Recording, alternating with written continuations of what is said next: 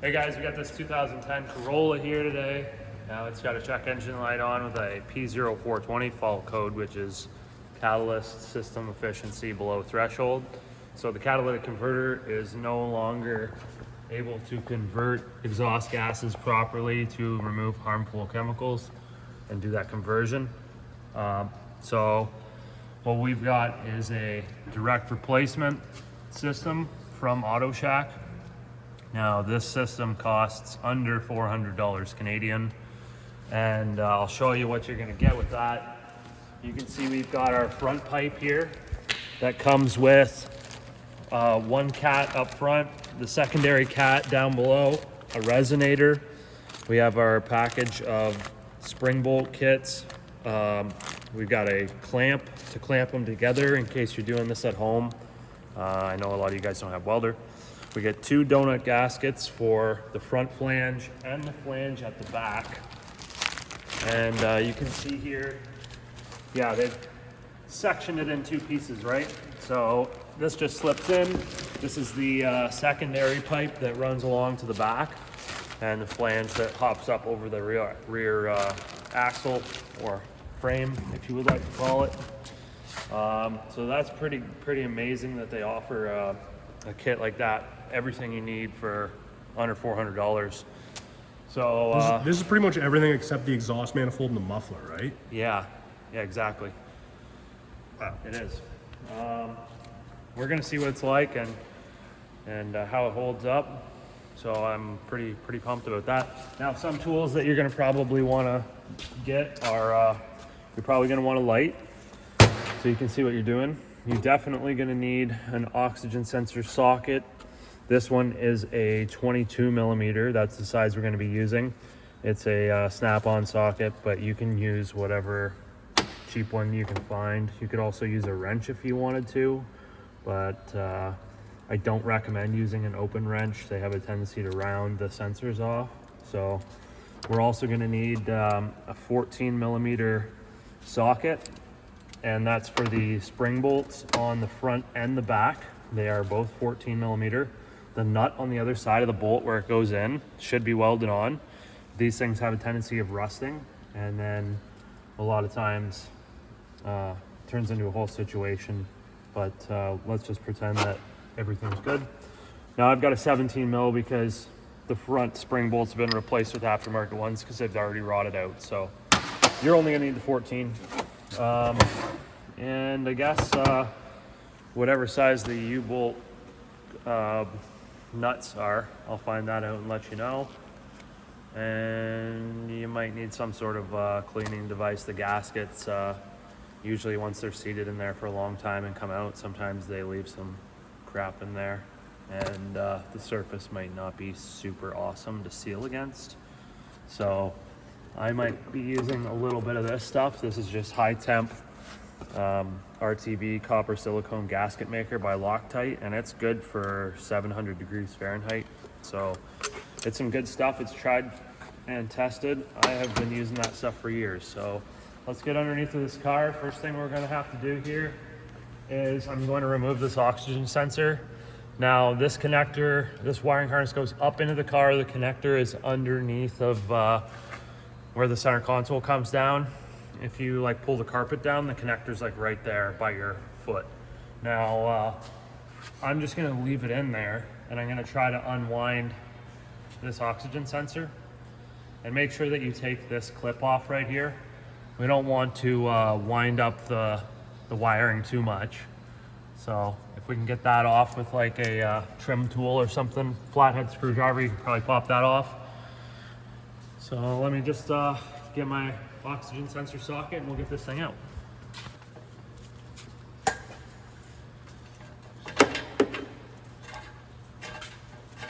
Now hopefully your oxygen sensor comes out good. Sometimes, a lot of times, the threads will distort after time because hot and cold cycles so many times, expansion, contraction, the threads distort. And then you go to take the sensor out and it gets about a quarter of a turn and then stops. And if you have to start fighting it to get it out, chances are it's going to pull all the threads out and you're going to need a new sensor.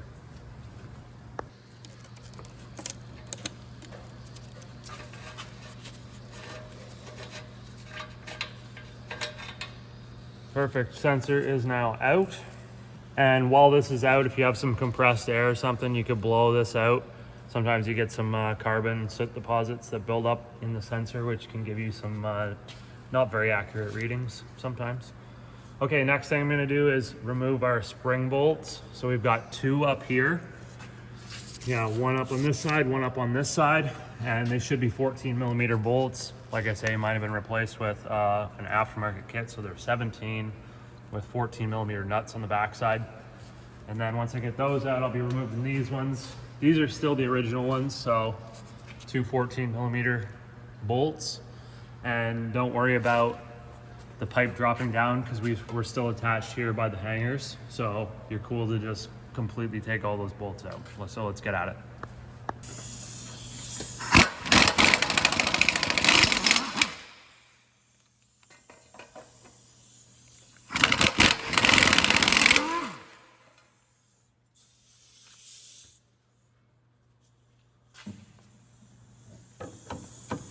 I gotta switch up.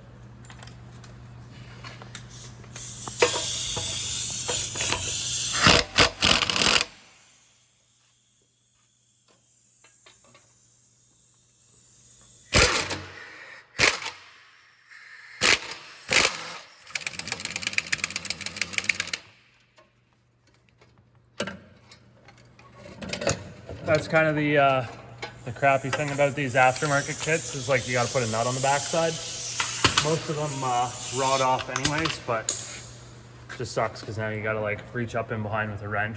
But whatever, not a big deal. I got one more to do on this other side, so let's get at that one.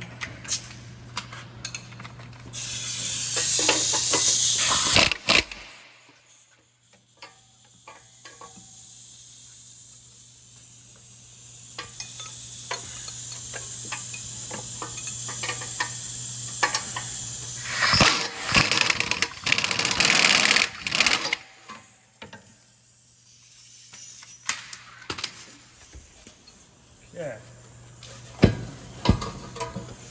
Beauty. Now we just need some, we need to get those hangers off. Maybe just get somebody to help you if you're not too strong, or you can like prop some stuff up underneath of the exhaust just because it's like really long and awkward, it's one piece, or just send it.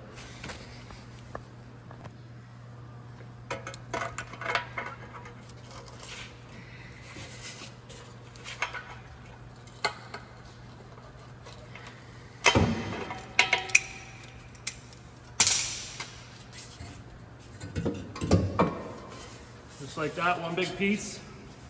What's the inside of that look like? Any good? Not bad. Looks okay. Cool. Now, this is one of the gaskets up here. You see how like it's kind of like crappy looking? And it's gonna be stuck on there. So you're gonna need like a flathead screwdriver and a hammer and probably like hammer it off. That will be a bit of a pain to deal with. This back one here, you can see there's not much left of this gasket either. And this is just sort of what happens to these things. The portion of pipe that sticks out where the gasket seals on usually rots off, and then the gasket gets all stuck on there. So we got to clean this stuff off to get it nice and prepped up for the new pipe.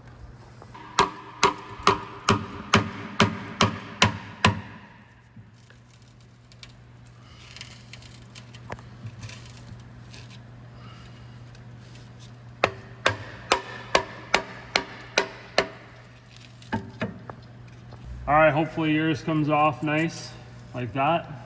I was able to get it off. You can see this one's seen better days, but a lot of times it gets stuck on around here on the pipe up there. If yours comes off nice, then just give it a quick scuff, clean that surface up for the new gasket. If it doesn't come off and it starts coming off in pieces, you're just gonna have to go around and scrape it all off and make sure that the pipe is nice and clean for the new gasket. So I'm gonna go do the same thing to the back now. Okay, so this one's a bit of a different design on the back, but you can see it's got a little taper on it, so that must sort of go in like this. So that's all right, nothing wrong with that. Let's get that back pipe cleaned up.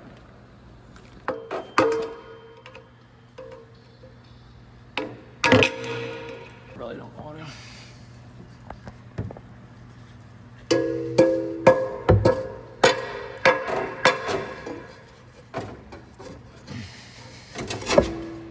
All right, whatever, I'm taking them.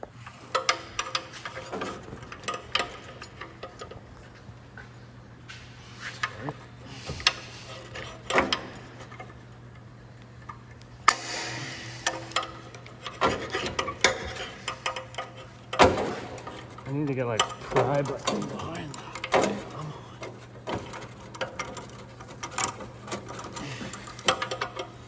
Come on. All right, let's do this one.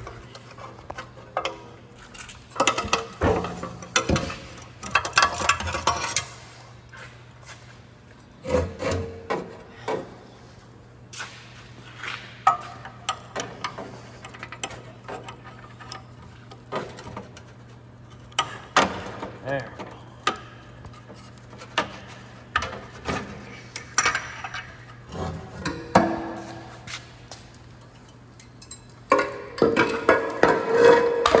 Definitely not the tool for the job, but I mean, I don't know what tool is. Let me know in the comments if you think there's a better tool.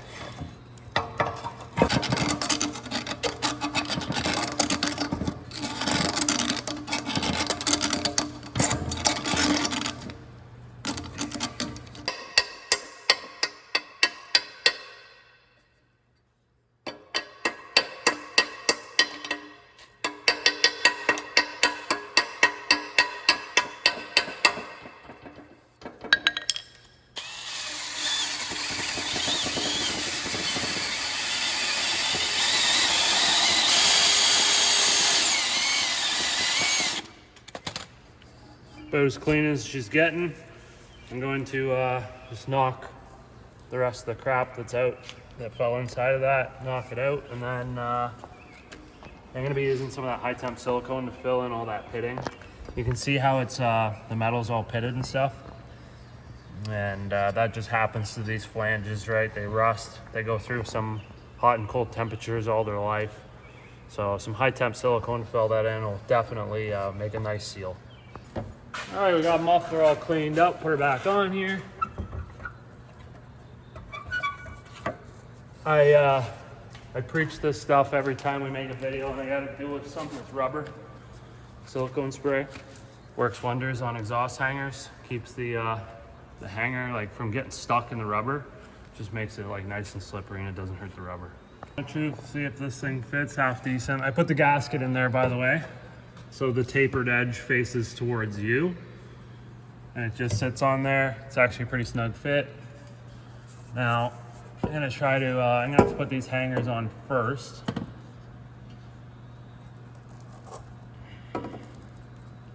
No big deal. Perfect. And I'll just set this down. I'm gonna grab my bolts next, and I'm gonna get those started in the front. All right, got our bolt, got our spring, put that on. Now we're just gonna throw that through the hole and get this thing sort of up into place. And then they do give you some nuts, so that's nice. Now you have to sort of push on the bolt a little bit just to get it to come through the flange on the other side. And then I'm gonna try to start this. Bolt. Can be a bit of a pain sometimes.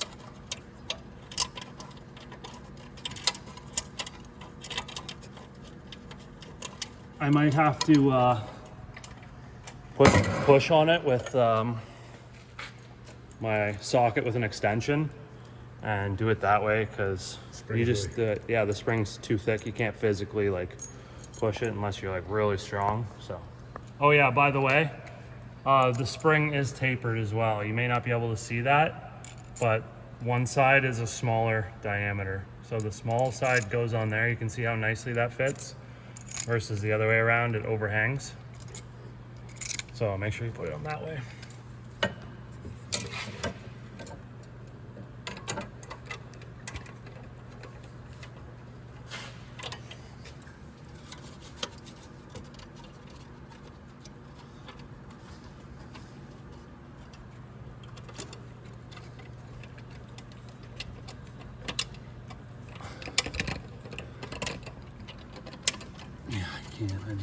All right, so these springs, you can see how much taller they are. Sorry, I'll get my fingers out of the way. And we like tried and tried, we couldn't get it to go through just enough to even catch one thread. So I actually had springs in my toolbox from a different vehicle. They're aftermarket springs, but you can see they're the proper height. They're supposed to be like just flush with the end of the threads there. So I know that that's like perfect. That's the way the factory ones were from Toyota. So it kind of sucks that they give you springs that are too long, and they're like, the compression rate is super stiff, which sucks compared to these ones. So that kind of sucks. Good luck, I guess, if you're trying to do it yourself. So that's all I gotta say, basically. We're gonna get this last one started in here. You should be able to do it by hand. And yep.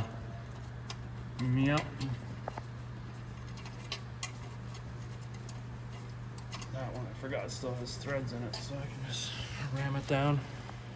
Doesn't need a nut? No.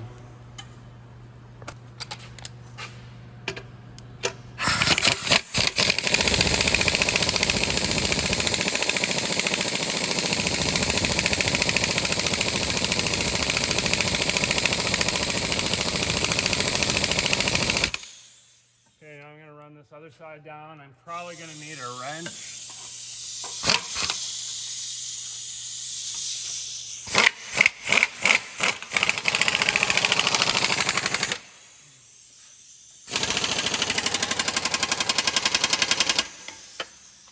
All right, that one's bottomed out. This other side, if you come look up in here, you can see the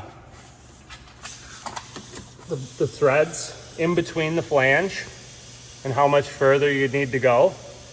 But if you look at the flange spacing, you can see the upper flange and lower flange are parallel.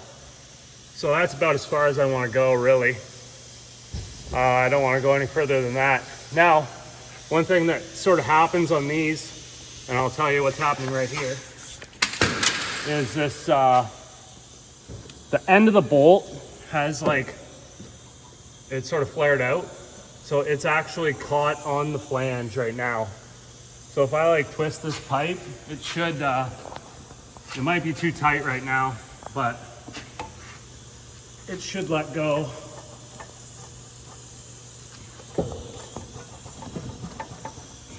Yeah, that should pop through. I may have to loosen it off and then adjust the hole where the hole is on the pipe.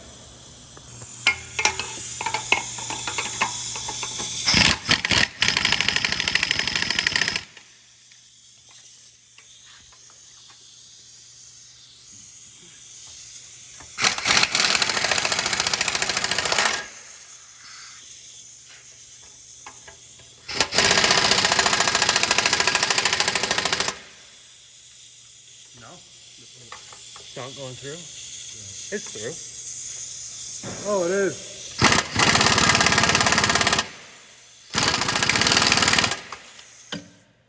Sorry, I'm looking through the camera. That's all good.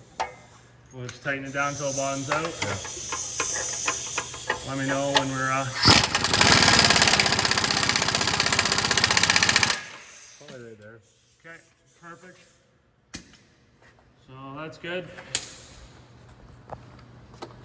You could put Loctite on them if you really want to. Completely up to you. I've never done it with Loctite and never had any issues. All right, so now we got that mounted up, we can put our end pipe piece on now. So we got this and our gasket. And remember the direction of the gasket that we need to go. The flange has to go towards this way, right? Facing down into that. So hopefully that works well. I'm gonna try to slide this on first. That kind of sucks. Looks like we got a little damage in shipping. No problem, I'll just massage it with the hammer. Okay, so we're just bending that back slightly.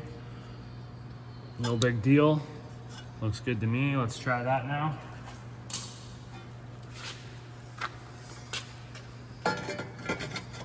Oh yeah, slips right in. Okay, swing this around. Looking not bad. This muffler can come down a little bit. Just right about there. Looks good. Now we got to get our spring bolts and put those in. All right, we're just putting a bit of schmoo in there. Call it the schmoo. High temp silicone. I'm just gonna wipe that on there so that takes up any of the imperfections in the sealing surface. I don't think it's a really big deal in the case of like this gasket design, but I just really don't want to have to take it back apart. So completely up to you whether you go and buy some and use it. Just make sure that it's high temperature rated. This stuff's rated for 700 degrees Fahrenheit. Don't get some crappy gasket maker that's gonna catch on fire. Okay. Now we're just gonna start our bolts. Using the factory bolts. They didn't send you bolts in the box for the back, so I'm just gonna try to get that started.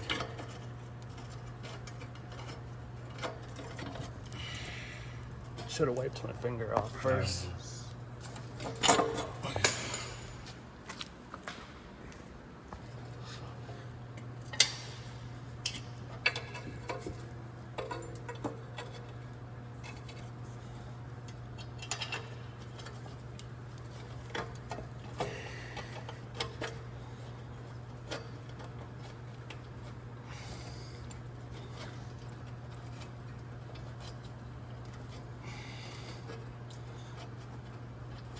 Kind of sucks. The flanges they're not 100% lined up. They're like offset different.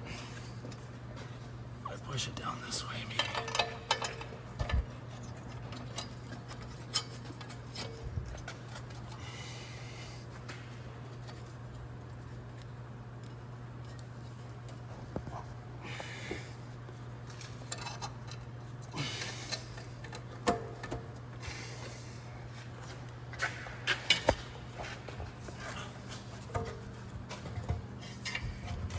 The joys of working with aftermarket exhausts, I tell you.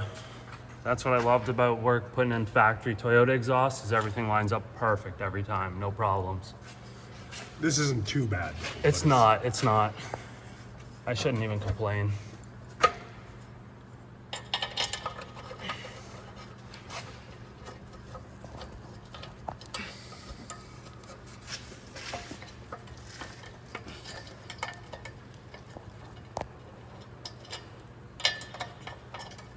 Is that gonna pass through? No.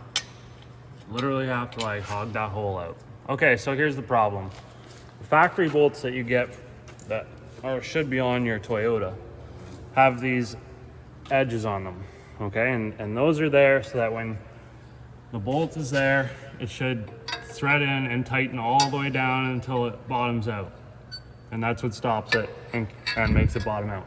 Now, that portion should pass through this hole. It's supposed to go through the hole, and then the spring tension, the spring butts up against this face, and then you tighten it down.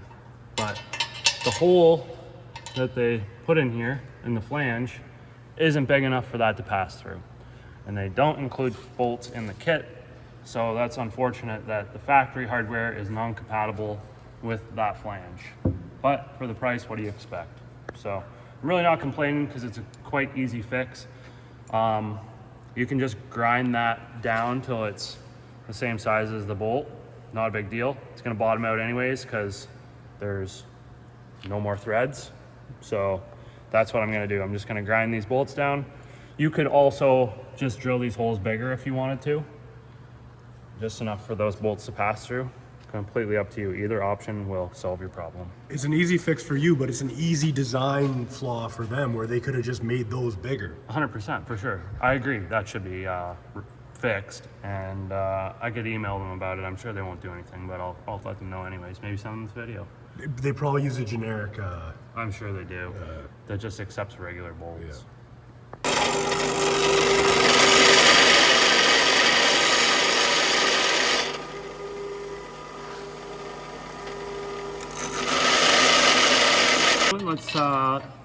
try this again. I'll put that bolt in my pocket.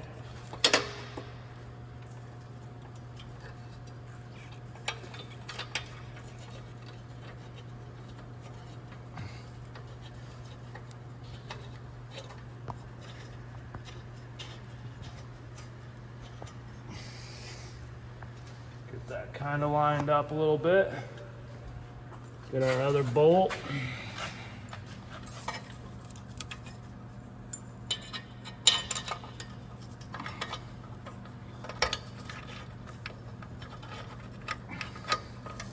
Sucks because the muffler just wants to keep falling one way and it's just screws you.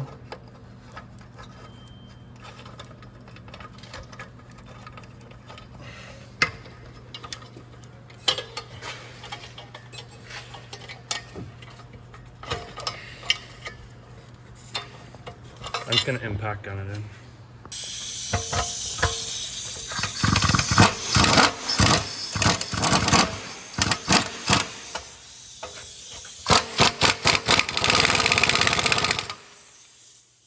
Okay, that's probably pretty good right about there.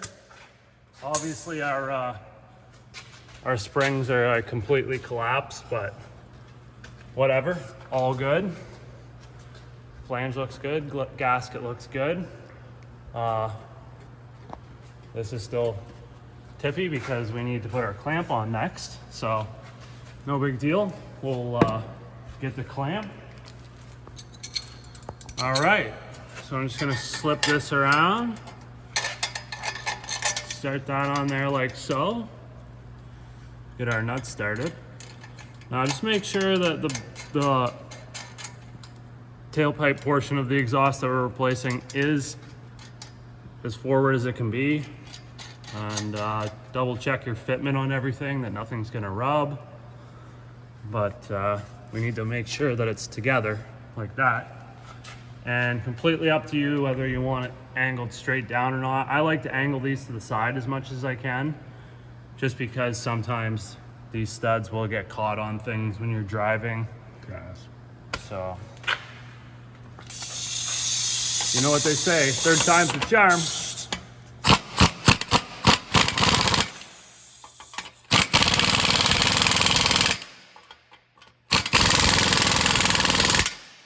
There we go, that's probably pretty good. Just crank her down until she's tight.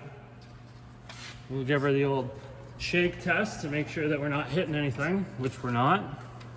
And that should be pretty much good. We just have one more thing, and that's this oxygen sensor. It does have a plug in the side of it that takes looks like a hex key to get that out. So, all right, 8mm hex key to get this plug out of here. It's kind of neat that they put a plug in there. I guess nothing then can get in between the cats, which is nice. So take that out. Nice little drain plug for another job. And then, okay, so I pre-twisted the wire before we put it in, so you can just turn it counterclockwise like 4 or 5 times and then stick the sensor in and screw it in. And then that way your wire's not all twisted up super bad. So I'm just gonna stick that in there, and we'll go ahead and grab our nifty diffy socket for sensors. Go ahead and put that in. Doesn't have to be like super tight, just snug. So that's looking good to me. There is also one more piece to that sensor. Yours might have it, it might not have it. It's supposed to have it from the factory, and that's this clip here. So this thing just basically like holds the wiring out of the way. It's kind of like a weird thing. I don't know kind of what the point of it is, but whatever. So it just clips on like that, and it keeps the wire, I guess, up and out of the road so that it doesn't get snagged on something. That's pretty much it though. So I'm gonna just clear some codes and start this thing, and we'll just check to make sure that we have no exhaust leaks and that the fitment is good. That'll conclude this video. Okay, here we go, moment of truth. Don't worry about that noise, that's a different video. All right, sounds good to me. No exhaust leaks by the sounds of things. Give it a little rev. sounds pretty decent. It might have a slight leak, but that could just be the manifold. This thing's had an engine put in it, so let's lift it up in the air and see where it's leaking from. Oh, we got a little bit of like smoke coming off of the exhaust, which it seemed like there was a bit of like oil on the exhaust, probably to keep it from rusting. But also it's like a fresh gasket and stuff, so give it time to settle. It's kind of normal. I've seen that quite a bit, but coming back here, ooh, that clamp didn't hold up too well. So that kind of sucks. I thought I had it pushed in all the way, but well, the clamp's on as tight as it can go. The pipe's bottomed out in there, so that kind of sucks. But I'm just gonna weld it. And if you don't have access to a welder, then tough luck. I guess you gotta live with a leak.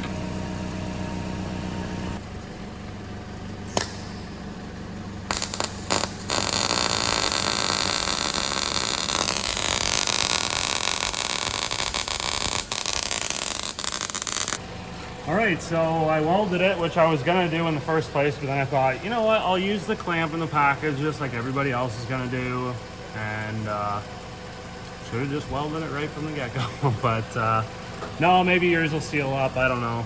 Sucks that this one didn't though, but I never use clamps anymore because I have access to a welder, but I know most of you don't have access to a welder, so anyhow. If you like this video, give it a thumbs up. Got any questions, throw them down in the comment section below. I'd be glad to answer any of your questions. And subscribe for more content. Go check out all the other videos we got, and we'll catch you in the next one. See ya.